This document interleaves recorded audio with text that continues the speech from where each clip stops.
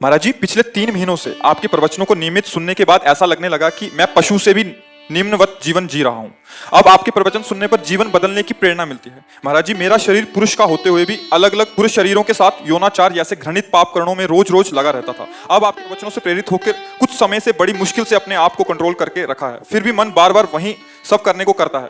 महाराज जी, वैवाहिक जीवन भी तलाक तक की नौबत आ चुकी है। महाराज जी, आप मेरी अंतिम शरणागति हो, कृपया मुझे इस पापाचरण से बचाने का सत्मार्ग प्रदान कीजिए। मैंने ऐसा निश्चय किया कि हर 2 महीने तक शरीर को पवित्र रखकर आपके दर्शन करने आया करूंगा, ताकि आपके दर्शन की प्रेरणा मुझे इस पाप कर्म से दूर रखे तथा इससे मुझे निवृत्त कर सके।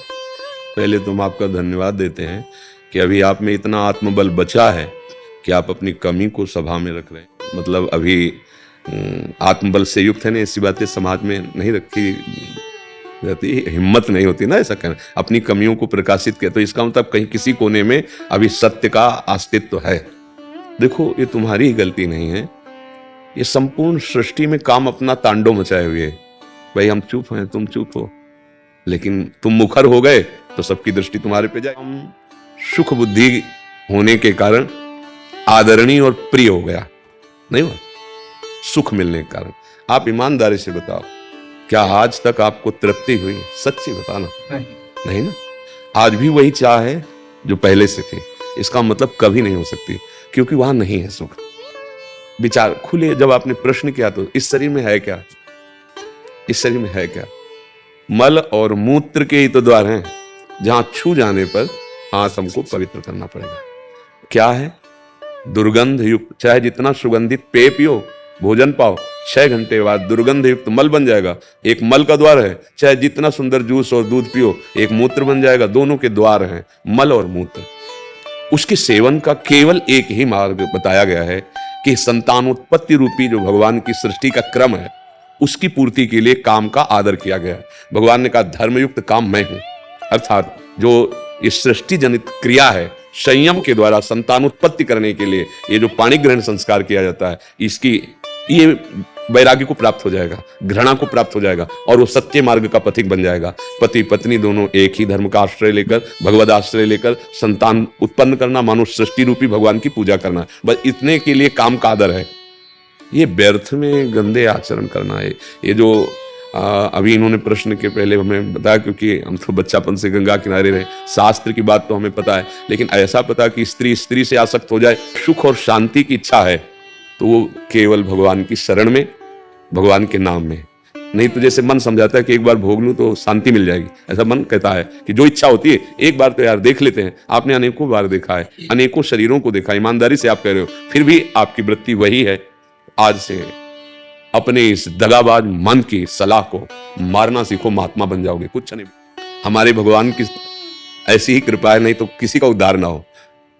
कितना भी बड़ा अपिचेत सुदुराचारो भजते माम अनन्य भाग साधुरेव समंतव्या, भगवान कह रहे मैं उसे साधु मानता हूं, सम्यक व्यवसिता ऐसा। बस ये ध्यान रखना, इसका अर्थ समझ लेना। उसने बुद्धि से निश्चय कर लिया कि यार अब इसमें किसी में सुख नहीं है, हम जो सुख शांति पाना चाहते हैं वो इनमें नहीं है, वो भगवान में है। अगर ये जो आजकल चला है जीवन नाश की लीला, ये बहुत खतरनाक है। जैसे बच्चे गंदे आदतों में फंसते चले जा रहे हैं। अब नए नए लड़के 30 के हो गए, मुझे ब्याह नहीं करना, माता पिता कहते हैं नहीं, क्यों? क्योंकि उनकी रुचि स्त्री शरीर में नहीं, पुरुष शरीर में है। तो एक काम का आदेश केवल संतान उत्पत्ति के लिए, कि आप संतान उत्पन्न कर लेंगे, नहीं तो ये जो शक्ति का नाश कर रहे हैं, ये जो अपराध कर रहे हैं, ये तुम्हारी दुर्गति कर देगा। तुम्हारे मनोरंजन के लिए थोड़ी तुम्हारा शरीर मिला है। तुम्हारे शरीर पर तुम्हारा अधिकार केवल सत्कर्म करने के लिए है। अच्छा, तुम अपने शरीर को नष्ट करो, हमारी सरकार को पता चल जाए तो आपको सजा मिलेगी? नहीं मिलेगी। आपके तो हमारा शरीर हम रखे हैं, नष्ट कर दे तो देखो तुम्हारे शरीर पर भी तुम्हारा अधिकार यहाँ नहीं, यही की सरकार आपको अभी हथकड़ी डाल देगी। फिर अलौकिक सरकार, आप मनमानी आचरण करने के लिए नहीं, आपका स्त्री में राग नहीं है, आप ब्रह्मचर्य धारण करते हुए ऐसे तेजस्वी महान बनो, देश की सेवा करो, अपने आत्मा का उद्धार करो जो फंस गई है दुर्गति में। उसको ऐसा थोड़ी कि गंदी आदतों में फंसा के नारकियों ने कैसे कैसे, मतलब आप थोड़ी देर विचार करो, उत्तर हम देते हैं।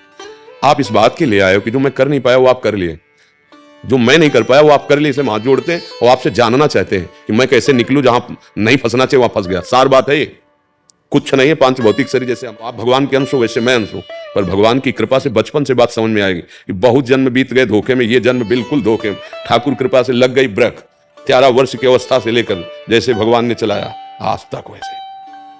ए भाई, हमारी बात जैसे तुमने बताई ना, ऐसे हमारी बात मान लो। हाँ, सुख मिला, वो सुख मिला जो त्रिभुवन में कभी कहीं नहीं मिल सकता। केवल भगवान की शरण में होकर आप, जैसे दुख तो देखो, किडनी फेल है, माँ के गर्भ से इसकी रचना हुई थी। पॉलिसिस्टिक किडनी ये रोग है जो माँ के गर्भ से वंशानुगत होता है। 35 वर्ष की अवस्था में प्रकाशित हुआ, 18 साल हो गए इसका दुख। अभी थोड़ी देर में डायलिसिस में जाएंगे। कोई दुख नहीं, पाई भर दुख नहीं। तुम्हें लग रहा है मैं दुखी हूं, मैं चिंतित हूं, मैं डिप्रेशन में? नहीं, ये मिला है हर दुख सह करके उस सच्चिदानंद के मार्ग में दौड़ते हुए, काम क्रोध लोभ मोह मद मत्सर एक एक की वृत्ति को देख करके इनसे बचाव पक्ष रखा। तुम्हें तो लगता है कि इनको स्त्री शरीर से प्यार नहीं, वो काहे को धोखे में किसी को डालते हैं, और उसके लिए तो दूसरा वर मिल जाता। आपने उसको स्वीकार किया और उसके प्यार का विभाजन उसको बर्दाश्त नहीं होगा। आप समझो उसके हृदय को कितना दुख हो रहा है कि वो जब जान रही मेरा पति ऐसे आचरणों से उसके, अब आपको क्या अपराध नहीं लग रहा? आप सोचो कैसे पापाचरण में उतरे हो, कहां उतरे हो।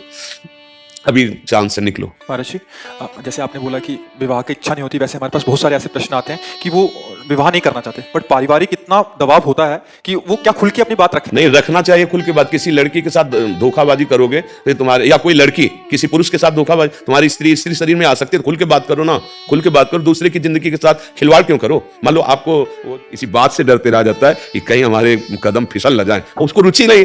अरे यार, महात्मा बनने में क्या दे रही है? तुम पैंट शर्ट में महात्मा रह सकते हो, ब्रह्मचारी रहो, खूब व्यायाम करो, भगवान नाम जप करो, नौकरी पेशा करो, समाज सेवा में लगा दो। बात यहीं तक रुक जाए तो ठीक है, बट जैसे आपने बोला स्त्री में रुचि नहीं है, बट पुरुष में है। अरे ये, हाँ, ये माया का बहुत मलिन फंदा पड़ गया। माया को बहुत मलिन फंदा पड़ गया। कामोपभोग में जो ऐसी रति हो गई, बहुत ही हानिप्रद है, बहुत हानिप्रद है। क्योंकि हमारा जीवन केवल कामोपभोग के लिए नहीं है, हमारा जीवन काम पर विजय प्राप्त करके राम की प्राप्ति के लिए। कोई भी गलती सुधारी जा सकती है। अभी समय है, अभी प्राण है शरीर पे, नहीं फिर तो चांस ही नहीं है।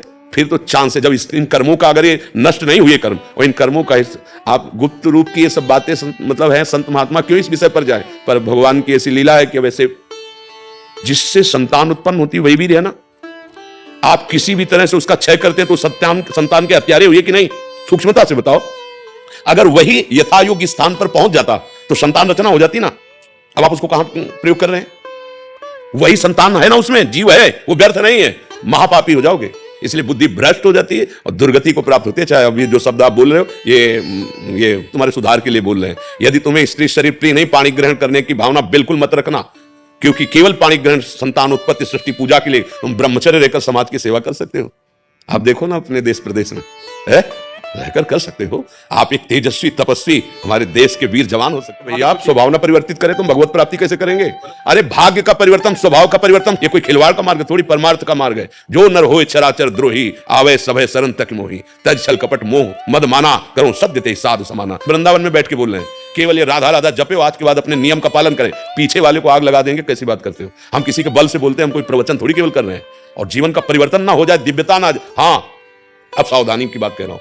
पीछे जो हमारे देह रचने के समय कर्म बनाए गए, उनमें सुख और दुख का संयोग रहता है। जैसे ये किडनी फेल, हम किसी भी दुख का तारतम्य न जोड़ें, वो पहले से निश्चित है। लेकिन जो नवीन खेती है, इसमें आग लगा सकते हैं।